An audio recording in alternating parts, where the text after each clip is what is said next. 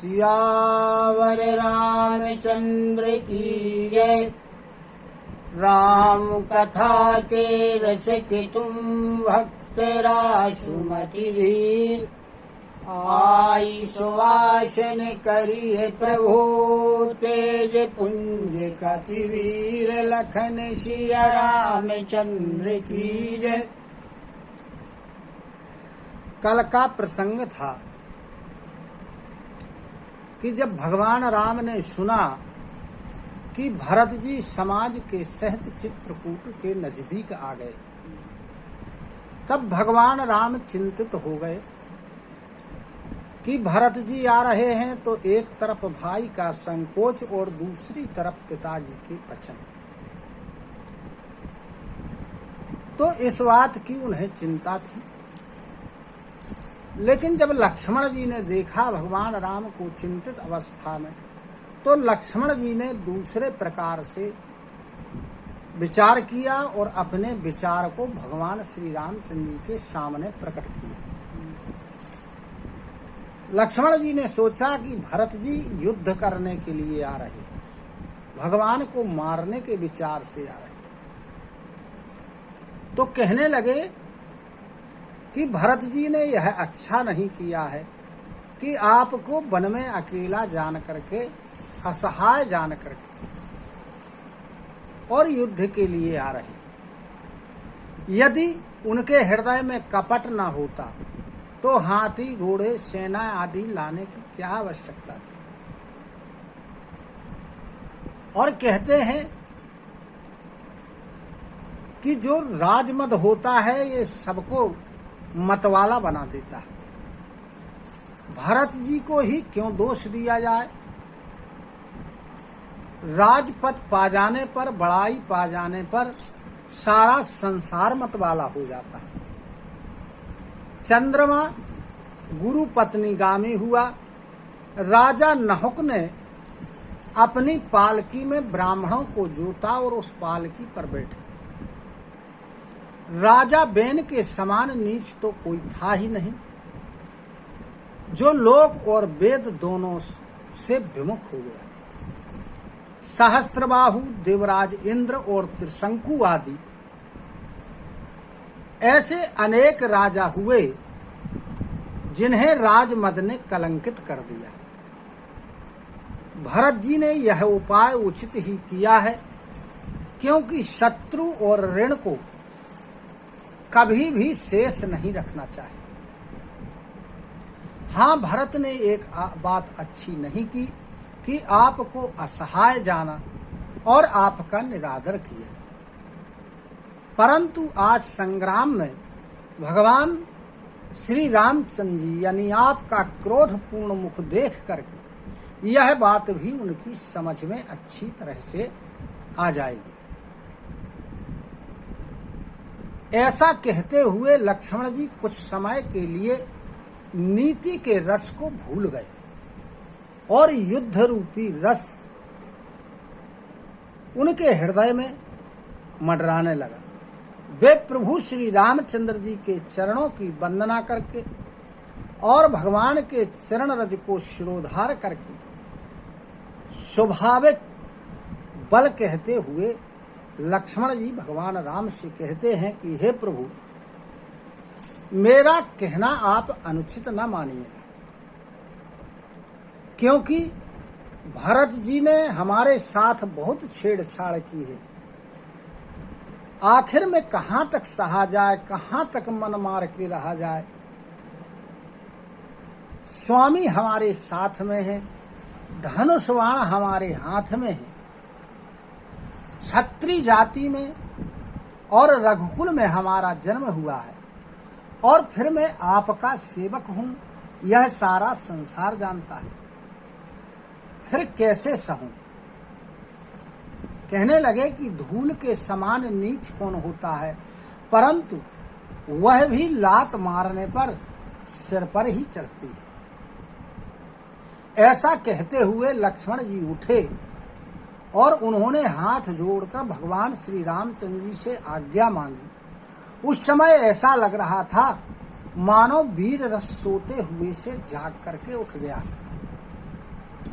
सिर पर जटा बांधे, कमर में तरकस कसा, धनुष को सजाया और बाणों को हाथ में लिया। और लक्ष्मण जी कहने लगे कि आज मैं श्री राम यानी आपका सेवक होने का यश प्राप्त करूंगा और भरत जी को संग्राम में शिक्षा प्रदान करूंगा। श्री रामचंद्र जी के निरादर का फल दोनों भाई प्राप्त करेंगे और रणसैया पर सोएंगे। अच्छा हुआ जो सारा समाज एकत्रित हो गया। आज मैं पिछला सब क्रोध प्रकट करूंगा। जिस प्रकार सिंह हाथियों के झुंड को कुचल डालता है और बाज लबे को अपनी लपेट में ले लेता है, वैसे ही मैं भरत को सेना सहित और छोटे भाई के सहित तिरस्कार करके मैदान में पछाड़ूंगा। यदि भरत जी की सहायता करने के लिए शिव जी भी आएंगे तो मुझे श्री रामचंद्र जी की सौगंध है, मैं उन्हें युद्ध में मार डालूंगा, छोड़ूंगा नहीं। अब इसके आगे का प्रसंग। अति सरोषुमाखे लखन, लखी सुनी सपथ प्रवान, सभय लोक सब लोकपति, चाहत भवरी भगान। लखन सिया रामचंद्र की जय। अब लक्ष्मण जी अत्यंत क्रोधित हो गए और लक्ष्मण जी को जब क्रोध में तमतमाया हुआ देखा और उनकी प्रमाणित बात देखी कि उन्होंने सौगंध खाई, तो यह सब सुनकर के सभी लोग भयभीत हो जा रहे और जो लोकपाल थे वो घबरा करके वहां से भाग जाना चाहते हैं अपने अपने स्थान से। जगु भय मगन गगन भई वाणी, लखन बाहु बल विपुल बखानी, तातो प्रताप प्रभाव तुम्हारा, को कह सकाई को जान निहारा। अब जब लक्ष्मण जी की ऐसी वाणी को सुना तो सारा संसार भय से व्याप्त हो गया और लक्ष्मण जी के अपार बाहु बल की प्रशंसा करती हुई आकाश से आकाशवाणी हो रही है और आकाशवाणी कहती है कि तुम्हारे प्रताप और तुम्हारे प्रभाव को कौन कह सकता है और कौन उसको जान सकता है। अनुचित उचित काजु किछु हो, समुझी करिए भल कहे सबको,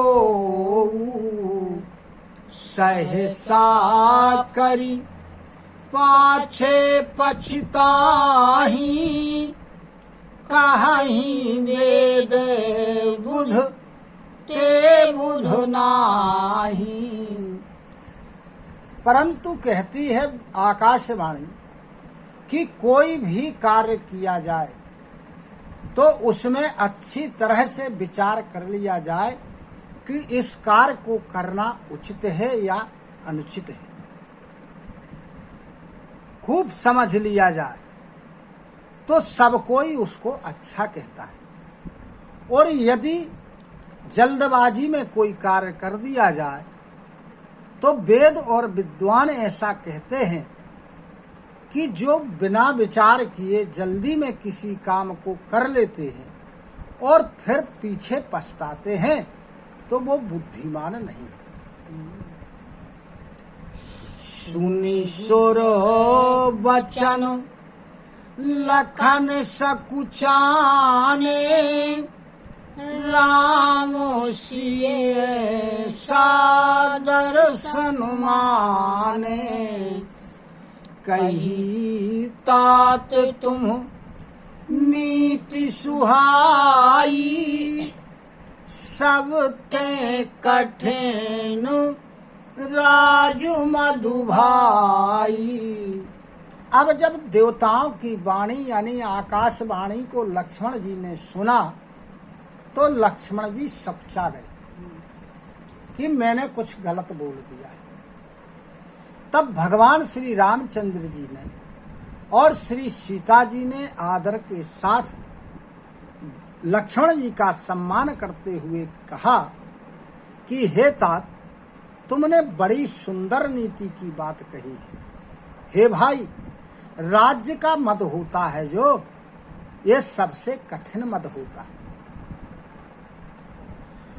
जो अचोवत नृप मातहि तेई, नाहिन साधु सभा जेहि सेई।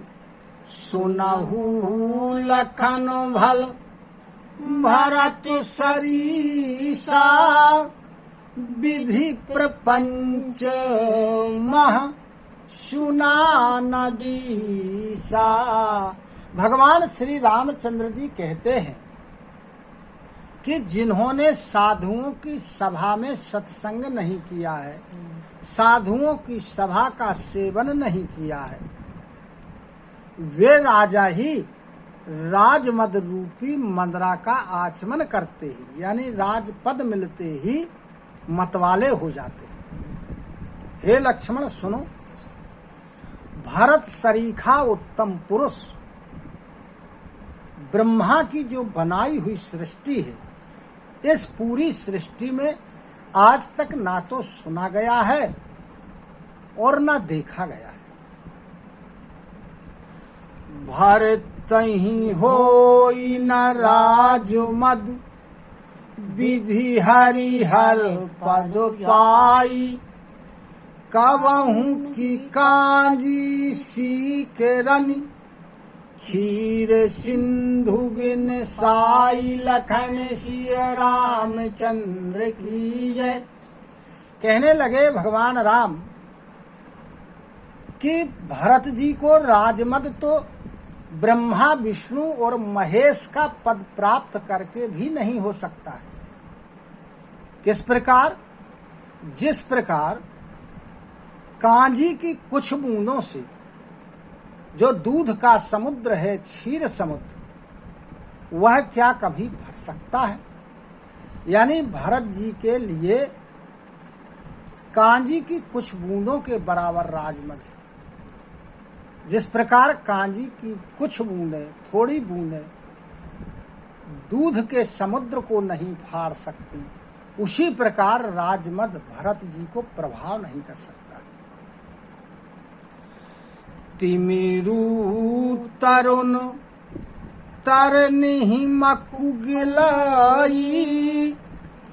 गगनु मगनु मकु मेघहि मिलाई। गोपद जल बूढ़हि घट जोनी। सहज क्षमा वरु छाड़े छोनी। कहने लगे कि अंधकार भले ही मध्याह्न के सूर्य को निगल जाए, आकाश चाहे बादलों में समा जाए और गो के खुर बराबर जल में अगस्त जी डूब जाए, पृथ्वी अपनी स्वाभाविक प्रवृत्ति को यानी पृथ्वी की प्रवृत्ति है क्षमा करने की, तो वह अपनी क्षमा करने की प्रवृत्ति को भले ही छोड़ दे, लेकिन भरत को राजमद नहीं हो सकता। मसको फूंक मकु मेरुड़ाई। होई ननपो मधु भरतहि भाई। लखनो तुम्हारो शपथ पितुआना। सुचि सुबंधु नहीं भरत समाना। कहने लगे भगवान राम कि मच्छर की फूंक से भले ही सुमेरु पर्वत उड़ जाए, परंतु हे भाई भरत को राजमद कभी हो नहीं सकता। हे लक्ष्मण, मैं तुम्हारी शपथ और पिताजी की सौगंध खाकर कहता हूं कि भरत के समान पवित्र और उत्तम भाई संसार में कोई दूसरा नहीं। सगुनु खीर अवगुण जलुताता, मिलई रचई पर पंचु विधाता। भरतो हंस रवि वंश तड़ागा, जनमी कीन्हे गुण दोष विभागा। हे तात, गुण रूपी दूध और अवगुण रूपी जल को मिलाकर क्या बनती है? खीर। इसी प्रकार गुण और अवगुण को मिलाकर के ब्रह्मा जी ने इस सृष्टि की रचना की है, परंतु भरत जी ने सूर्यवंश रूपी तालाब में हंस रूप में जन्म लेकर के और गुण और दोष को अलग अलग करके गुणों को ग्रहण किया है और दोषों का त्याग कर दिया है। गही गुणों पाए तज अवगुण वारी, निज जस जगत कीन्हे उजियारी। कहा तो भरत गुण शील सुभाऊ, प्रेम पयोधि मगन रघुराऊ। भरत जी ने गुण रूपी दूध को ग्रहण किया है और जल रूपी अवगुण को छोड़ दिया है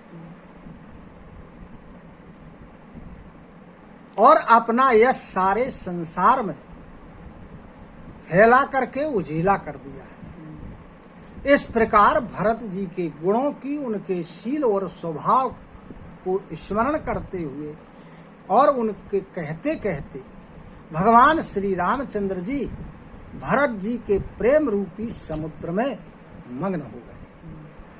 सुनी रघुवर वाणी विबुध, देखी भरत पर हेतु। सकल सराहत राम सो, प्रभु को कृपा निकेतु। लखन सिया रामचंद्र की जय। भगवान श्री रामचंद्र जी की वाणी को सुनकर और भरत जी के ऊपर उनका अगाध प्रेम देखकर समस्त देवता लोग भगवान श्री रामचंद्र जी की सराहना करने लगे और कहने लगे कि श्री रामचंद्र जी के समान कृपा के धाम और कोई नहीं है। सियावर रामचंद्र की जय। कथा विसर्जन होते सुनहु मीर हनुमान। जो जन यहाँ से आए हो सोता करऊ पयान। श्रोता सब आश्रम गए शंभु गए कैलाश।